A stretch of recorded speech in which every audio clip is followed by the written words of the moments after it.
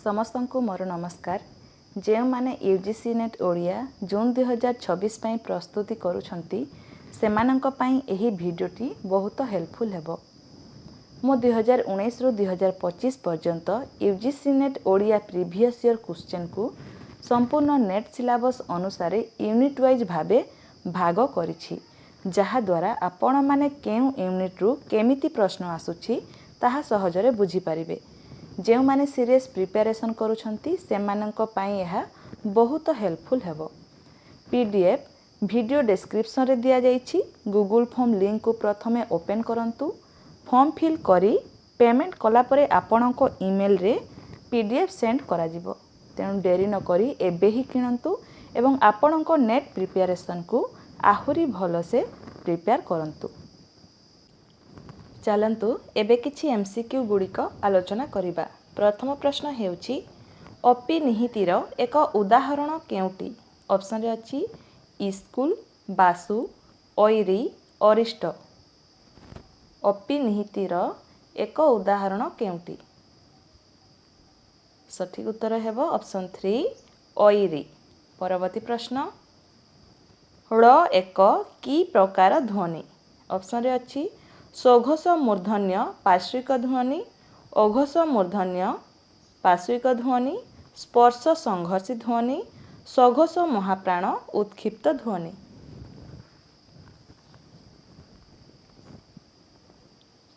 ସଠିକ୍ ଉତ୍ତର ହେବ ଅପସନ୍ 2 ଅଘୋଷ ମୂର୍ଧନ୍ୟ ପାର୍ଶ୍ୱିକ ଧ୍ୱନି। ପରବର୍ତ୍ତୀ ପ୍ରଶ୍ନ ପିଲା କେଉଁ ଭାଷାରୁ ଗୃହୀତ ଏକ ଶବ୍ଦ?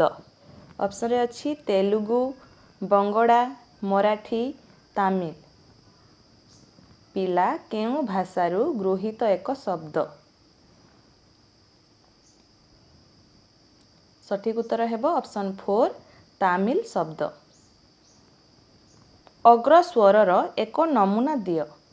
ଅପସନ୍ରେ ଅଛି ଓ, ଅ, ହର୍ଷଇ, ଅନୁସ୍ୱାର।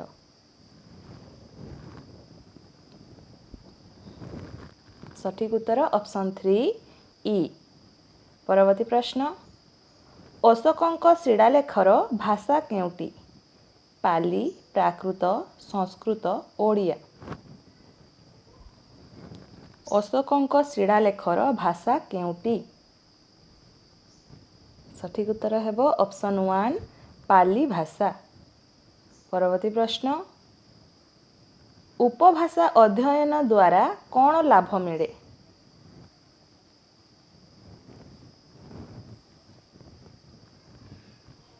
ଉପଭାଷା ଅଧ୍ୟୟନ ଦ୍ୱାରା କ'ଣ ଲାଭ ମିଳେ? ସଠିକ୍ ଉତ୍ତର ହେବ ଅପସନ୍ 2 ବିଭିନ୍ନ ଅଞ୍ଚଳର ସାଂସ୍କୃତିକ ପରିବର୍ତ୍ତନର ଧାରା ଧରାପଡ଼େ। ପରବର୍ତ୍ତୀ ପ୍ରଶ୍ନ ତୁହିବା କାହାର ଏକ ଉଦାହରଣ? ସଠିକ୍ ଉତ୍ତର ଅପସନ୍ 3 ବର୍ଣ୍ଣ ବିପର୍ଯ୍ୟୟ। ଗୋପାଳଚନ୍ଦ୍ର ପ୍ରହରାଜଙ୍କ ସଂକଳିତ ଅଭିଧାନ। ଅପସନ୍ରେ ଅଛି ପୂର୍ଣ୍ଣଚନ୍ଦ୍ର ଭାଷାକୋଷ, ଭାଷାକୋଷ, ପୂର୍ଣ୍ଣଚନ୍ଦ୍ର ଓଡ଼ିଆ ଭାଷାକୋଷ, ଓଡ଼ିଆ ଭାଷାକୋଷ। ଗୋପାଳଚନ୍ଦ୍ର ପ୍ରହରାଜଙ୍କ ସଂକଳିତ ଅଭିଧାନ। ସଠିକ୍ ଉତ୍ତର ହେବ ଅପସନ୍ 3 ପୂର୍ଣ୍ଣଚନ୍ଦ୍ର ଓଡ଼ିଆ ଭାଷାକୋଷ। ପରବର୍ତ୍ତୀ ପ୍ରଶ୍ନ ପଣ୍ଡିତ ଗୋପୀନାଥ ନନ୍ଦ ଓଡ଼ିଆ ଭାଷାର କେଉଁ ଦିଗଟି ସମ୍ପର୍କରେ ବିଶେଷ ଆଲୋଚନା କରିବା ପୂର୍ବରୁ ଦେହତ୍ୟାଗ କରିଥିଲେ? ସର୍ବନାମ, କ୍ରିୟାପଦ, ଉପସର୍ଗ, ବିଭକ୍ତି ପ୍ରତ୍ୟୟ।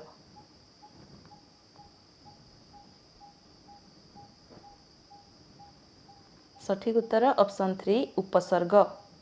ପରବର୍ତ୍ତୀ ପ୍ରଶ୍ନ କେଉଁଟି ଓଡ଼ିଆ କ୍ରିୟାପଦରେ ଟି ପ୍ରତ୍ୟୟର ପ୍ରକାର୍ଯ୍ୟ?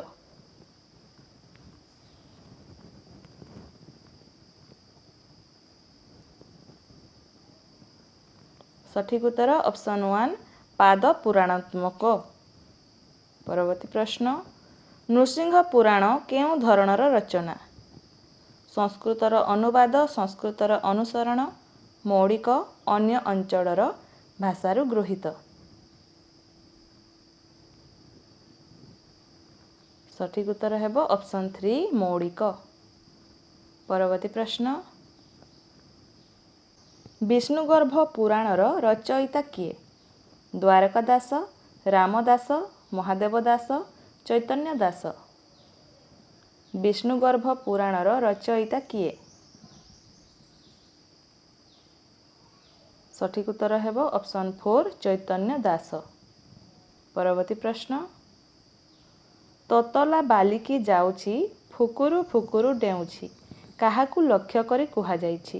ଅପସନ୍ରେ ଅଛି ଲିଆ, ମାଛ, ବେଙ୍ଗ, ଚୁଡ଼ା।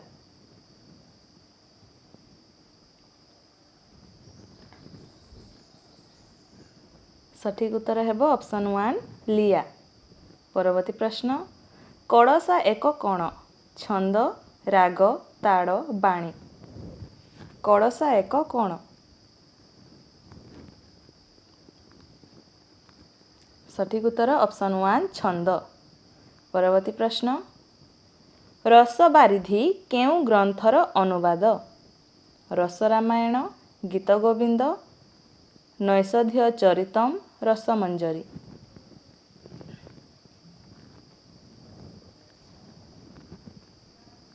ସଠିକ ଉତ୍ତର ହେବ ଅପସନ୍ 2 ଗୀତ ଗୋବିନ୍ଦ। ମୋଗଲ ତାମସା କେଉଁ ଅଞ୍ଚଳରେ ପ୍ରଚଳିତ ଏକ ଲୋକନାଟ୍ୟ? କଟକ, ରଣପୁର, ଭଦ୍ରକ, ବଲାଙ୍ଗୀର। ମୋଗଲ ତାମସା କେଉଁ ଅଞ୍ଚଳରେ ପ୍ରଚଳିତ ଏକ ଲୋକନାଟ୍ୟ? ସଠିକ ଉତ୍ତର ହେବ ଅପସନ୍ 3 ଭଦ୍ରକ। ପରବର୍ତ୍ତୀ ପ୍ରଶ୍ନ, ହଳିଆ ଗୀତ କ'ଣ? ହଳିଆମାନେ ରଚନା କରିଥିବା, ହଳିଆମାନଙ୍କ ପାଇଁ ଲେଖାଯାଇଥିବା, ହଳିଆମାନେ ବୋଲୁଥିବା ଗୀତ, ହଳ କଲାବେଳେ ଗାନ କରାଯାଉଥିବା। ହଳିଆ ଗୀତ କ'ଣ?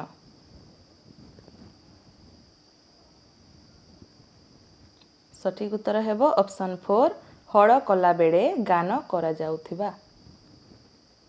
ପରବର୍ତ୍ତୀ ପ୍ରଶ୍ନ, କେଉଁଟି ଶାରଳା ଦାସଙ୍କ ଏକ ବିବଦମାନ ରଚନା?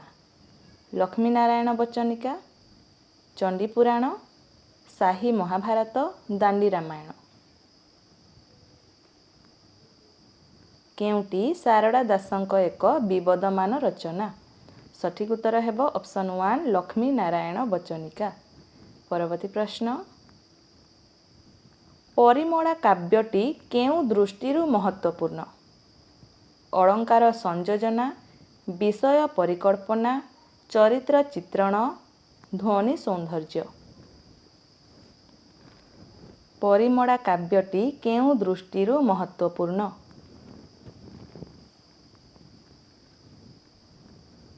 ସଠିକ ଉତ୍ତର ଅପସନ୍ 2 ବିଷୟ ପରିକଳ୍ପନା। ପରବର୍ତ୍ତୀ ପ୍ରଶ୍ନ, ପଞ୍ଚସଖା ଓ ଶ୍ରୀ ଚୈତନ୍ୟଙ୍କ ସମ୍ପର୍କ ନିର୍ଦ୍ଧାରଣ କର।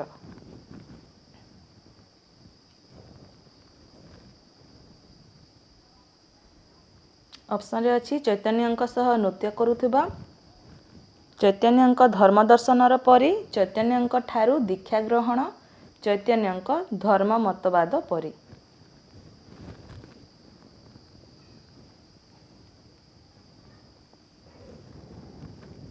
ସଠିକ ଉତ୍ତର ହେବ ଅପସନ୍ 2 ଚୈତନ୍ୟଙ୍କ ଧର୍ମ ଦର୍ଶନର ପରି। ଧ୍ୱନ୍ୟାଲୋକର ପ୍ରଖ୍ୟାତ ଟୀକାକାର କିଏ? କୁନ୍ତକ, ଆନନ୍ଦବର୍ଦ୍ଧନ, ଅଭିନବ ଗୁପ୍ତ, ମହିମ ଭଟ୍ଟ।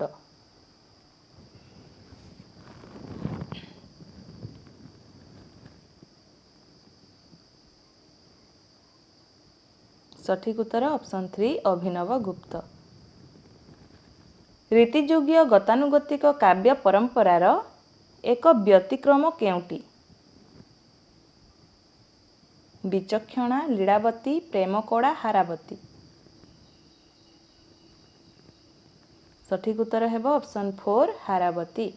ପରବର୍ତ୍ତୀ ପ୍ରଶ୍ନ, ଉପେନ୍ଦ୍ର ଭଞ୍ଜଙ୍କ କେଉଁ କାବ୍ୟଟି 34 ନିୟମରେ ରଚିତ?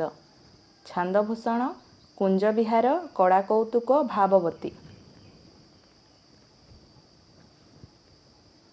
ସଠିକ ଉତ୍ତର ହେବ ଅପସନ୍ 1 ଛାନ୍ଦଭୂଷଣ। ପରବର୍ତ୍ତୀ ପ୍ରଶ୍ନ, ଚନ୍ଦ୍ରକଳା କାବ୍ୟର ରଚୟିତା କିଏ? ସଦାନନ୍ଦ କବିସୂର୍ଯ୍ୟ ବ୍ରହ୍ମା, କବିସୂର୍ଯ୍ୟ ବଡ଼ଦେବରଥ, ଲୋକନାଥ ବିଦ୍ୟାଧର, ଯଦୁମଣି ମହାପାତ୍ର। ଚନ୍ଦ୍ରକୋଡ଼ା କାବ୍ୟର ରଚୟିତା କିଏ? ସଠିକ୍ ଉତ୍ତର ହେବ ଅପସନ୍ 2 କବି ସୂର୍ଯ୍ୟ ବଳଦେବ ରଥ। ପରବର୍ତ୍ତୀ ପ୍ରଶ୍ନ, ଦିଶୁଥିଲା ଶିଶୁ ହରିଣ ଆଖି ରତ୍ନ ଭୂଷଣେ କିମ୍ବା ମଞ୍ଜୁଳ ତୁଳତାର ସିନା ହୁଅନ୍ତା ତଡ଼ିତ ଲତାରେ ଫୁଟିଲେ ଫୁଲ। ପଦଟିରେ କି ଅଳଙ୍କାର ଅଛି? ଅପସନ୍ରେ ଅଛି ଉତ୍ପ୍ରେକ୍ଷା, ରୂପକ, ବ୍ୟତିରେକ, ଉପମା।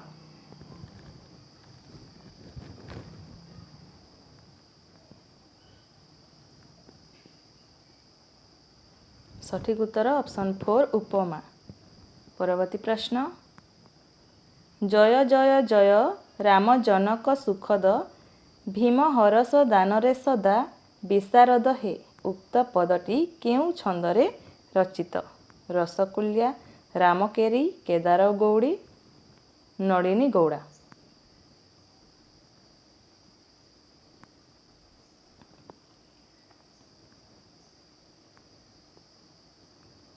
ସଠିକ୍ ଉତ୍ତର ଅପସନ୍ 4 ନଳିନୀ ଗୌଡ଼ା।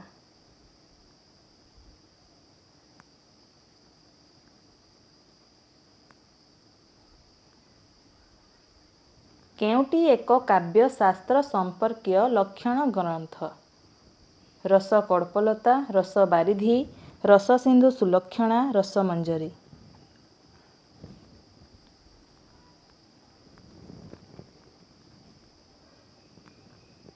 ସଠିକ୍ ଉତ୍ତର ଅପସନ୍ 4 ରସ ମଞ୍ଜରୀ। ପରବର୍ତ୍ତୀ ପ୍ରଶ୍ନ, ଶ୍ୟାମ ନାଗ ରହେ ଏବେଶ ହୋଇବ ନାହିଁ ପଦାବଳୀର ରଚୟିତା କିଏ? ବନମାଳୀ, ଗୋପାଳକୃଷ୍ଣ, ଗୌରହରି, ହରିବନ୍ଧୁ। ସଠିକ୍ ଉତ୍ତର ହେବ ଅପସନ୍ 1 ବନମାଳୀ। ଓଡ଼ିଆ ଭାଷାରେ ରଚିତ ଏକମାତ୍ର ଦ୍ୱାର୍ଥୀ କାବ୍ୟର ରଚୟିତା କିଏ?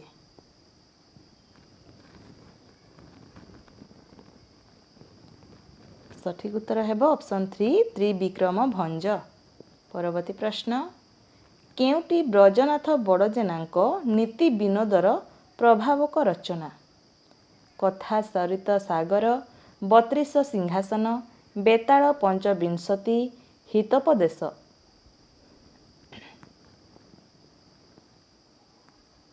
ସଠିକ୍ ଉତ୍ତର ଅପସନ୍ 4 ହିତୋପଦେଶ। ଫକୀରମୋହନଙ୍କ ପ୍ରଥମ ପ୍ରକାଶିତ ପୁସ୍ତକର ନାମ କ'ଣ? ଆତ୍ମଚରିତ, ରାମାୟଣ, ବୌଦ୍ଧାବତାର କାବ୍ୟ, ଜୀବନ ଚରିତ। ସଠିକ୍ ଉତ୍ତର ଅପସନ୍ 4 ଜୀବନ ଚରିତ। ଗୋପୀନାଥ ବଲ୍ଲଭ ନାଟକର ରଚୟିତା କିଏ? ଜଗନ୍ମୋହନ ଲାଲ, ଗୋପୀନାଥ ନନ୍ଦ, ଅପର୍ଣ୍ଣା ପଣ୍ଡା, ରଘୁନାଥ ପରିଛା। ଗୋପୀନାଥ ବଲ୍ଲଭ ନାଟକର ରଚୟିତା କିଏ? ସଠିକ୍ ଉତ୍ତର ଅପସନ୍ 4 ରଘୁନାଥ ପରିଛା। ପରବର୍ତ୍ତୀ ପ୍ରଶ୍ନ, ବ୍ରାହ୍ମ ଧର୍ମର ଆଦି ପ୍ରବର୍ତ୍ତକ କିଏ? କେଶବ ଚନ୍ଦ୍ର ସେନ, ଦ୍ୱାରକାନାଥ ଠାକୁର, ରାମ ମୋହନ ରାୟ, ପ୍ୟାରୀମୋହନ ଆଚାର୍ଯ୍ୟ। ବ୍ରାହ୍ମ ଧର୍ମର ଆଦି ପ୍ରବର୍ତ୍ତକ କିଏ? ସଠିକ୍ ଉତ୍ତର ହେବ ଅପସନ୍ 3 ରାମମୋହନ ରାୟ। ପରବର୍ତ୍ତୀ ପ୍ରଶ୍ନ, ପ୍ରବୋଧ ଚନ୍ଦ୍ରିକା ପତ୍ରିକାର ସମ୍ପାଦକ କିଏ? ଜନ୍ beans, ଡବ୍ଲ୍ୟୁ.ସି. Lacey, Jagannath Mohanty, Amos Sutton.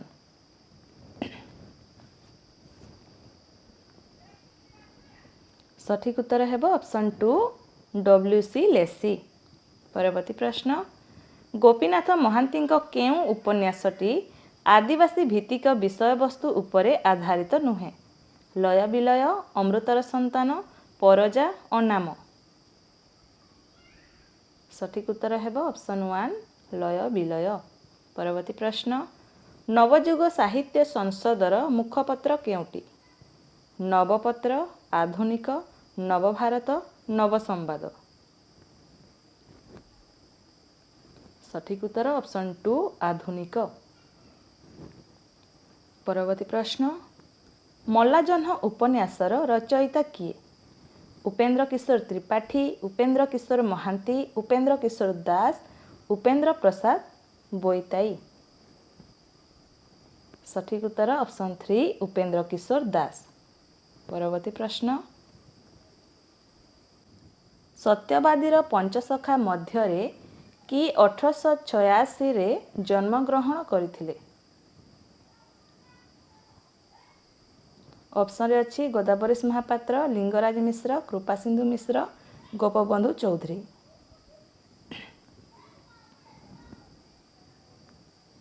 ସଠିକ ଉତ୍ତର ଅପସନ୍ 3 କୃପାସିନ୍ଧୁ ମିଶ୍ର। ପରବର୍ତ୍ତୀ ପ୍ରଶ୍ନ, କାଳିଚରଣ ପଟ୍ଟନାୟକଙ୍କ କେଉଁ ନାଟକଟି ଅମିତ୍ରାକ୍ଷର ଛନ୍ଦରେ ରଚିତ? ଚୁମ୍ବନ, ରକ୍ତମନ୍ଦାର, ଚକ୍ରୀ, ଅଭିଯାନ। ସଠିକ ଉତ୍ତର ହେବ ଅପସନ୍ 3 ଚକ୍ରୀ। ପରବର୍ତ୍ତୀ ପ୍ରଶ୍ନ, ସବୁଜ ଲେଖକଙ୍କ ସାହିତ୍ୟିକ ମୁଖ୍ୟ ଚେତନା କ'ଣ ଥିଲା? ଜାତୀୟ ଚେତନା, ଯୁବ ଚେତନା, ପ୍ରଣୟ ଚେତନା, ଏଥିରୁ କୌଣସିଟି ନୁହେଁ।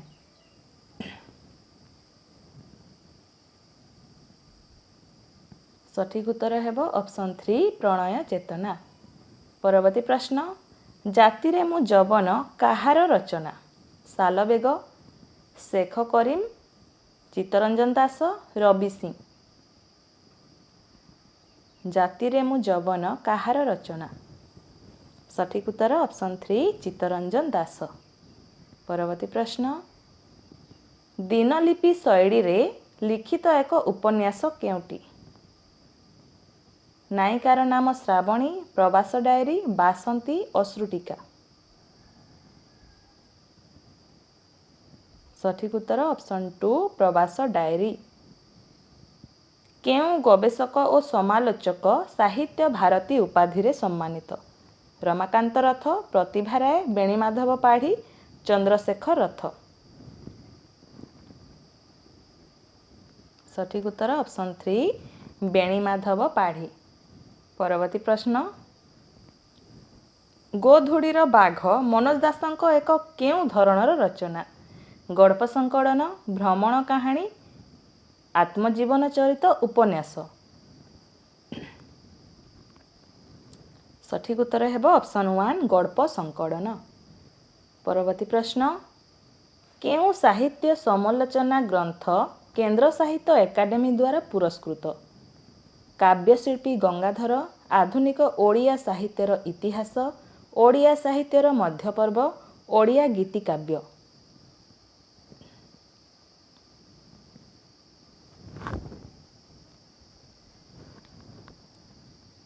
ସଠିକ ଉତ୍ତର ଅପସନ୍ 1 କାବ୍ୟଶିଳ୍ପୀ ଗଙ୍ଗାଧର। ପରବର୍ତ୍ତୀ ପ୍ରଶ୍ନ, ସୃଜନୀ ନାଟ୍ୟ ସଂସ୍ଥା ଦ୍ୱାରା ମନୋରଞ୍ଜନ ଦାସଙ୍କ କେଉଁ ନାଟକଟି ପ୍ରଥମେ ଅଭିନୀତ ହୋଇଥିଲା? ବନହଂସୀ, ଅରଣ୍ୟ ଫସଲ, ସାଗର ମନ୍ଥନ, କାଠଘୋଡ଼ା। ସଠିକ ଉତ୍ତର ଅପସନ୍ 3 ସାଗର ମନ୍ଥନ। ପରବର୍ତ୍ତୀ ପ୍ରଶ୍ନ, କେଉଁଟି ଡକ୍ଟର ସୂର୍ଯ୍ୟକାନ୍ତ ଦାସଙ୍କ ଭ୍ରମଣ କାହାଣୀ? ଆମେରିକା ଅନୁଭୂତି, ମସ୍କୋ ଭ୍ରମଣ, ପେକିଂ ଡାଏରୀ, ଗଙ୍ଗାରୁ ଗୋଦାବରୀ। ସଠିକ ଉତ୍ତର ହେବ ଅପସନ୍ 2 ମସ୍କୋ ଭ୍ରମଣ। ପରବର୍ତ୍ତୀ ପ୍ରଶ୍ନ, ହେ ଅକ୍ରୁର ହେ ଉଦ୍ଧବ ସଖା ମୋର, ପ୍ରାଣର ଦୋଷର ରୁହ ରୁହ ଛିଡ଼ା ରୁହ ପିଠିରେ ମୋ ତୁମ ପରି ବୋଝ, ଏହା କେଉଁ କବିତାର ଏକ ଅଂଶ? ଅପସନରେ ଅଛି ଶ୍ରୀରାଧା, ପିଙ୍ଗଳାର ସୂର୍ଯ୍ୟ, କାହ୍ନୁପ୍ରିୟା, କାଳପୁରୁଷ। ସଠିକ ଉତ୍ତର ହେବ ଅପସନ୍ 4 କାଳପୁରୁଷ। ପରବର୍ତ୍ତୀ ପ୍ରଶ୍ନ, ମୁକ୍ତିପଥେ ସୈନିକ କାହାର ଆତ୍ମଜୀବନୀ? ହରେକୃଷ୍ଣ ଦ୍ୱିବେଦୀ, ସୁରେନ୍ଦ୍ରନାଥ ଦ୍ୱିବେଦୀ, ପବିତ୍ର ମୋହନ ପ୍ରଧାନ, ନୀଳମଣି ରାଉତରାୟ। ସଠିକ ଉତ୍ତର ହେବ ଅପସନ୍ 3 ପବିତ୍ର ମୋହନ ପ୍ରଧାନ। ଆଜିର ଶେଷ ପ୍ରଶ୍ନ, ଅନ୍ଧଦିଗନ୍ତ ଉପନ୍ୟାସର ଏକ ସ୍ମରଣୀୟ ଚରିତ୍ର? ଅପସନରେ ଅଛି ଚକ୍ରପାଣି, ଗୌରୀ, ଶୁଦ୍ଧୋଧନ, ନିଧି ଦାସ। ସଠିକ ଉତ୍ତର ହେବ ଅପସନ୍ 4 ନିଧି ଦାସ। ଏହା ଥିଲା ଆଜିର ଶେଷ ପ୍ରଶ୍ନ। ଭିଡ଼ିଓଟି ଭଲ ଲାଗିଥିଲେ ଭିଡ଼ିଓଟିକୁ ଲାଇକ୍ କରନ୍ତୁ, ଚ୍ୟାନେଲକୁ ନୂଆ ଆସିଥିଲେ ସବସ୍କ୍ରାଇବ୍ କରନ୍ତୁ, ସାଙ୍ଗସାଥିମାନଙ୍କ ସହ ମଧ୍ୟ ସେୟାର କରନ୍ତୁ। ଧନ୍ୟବାଦ।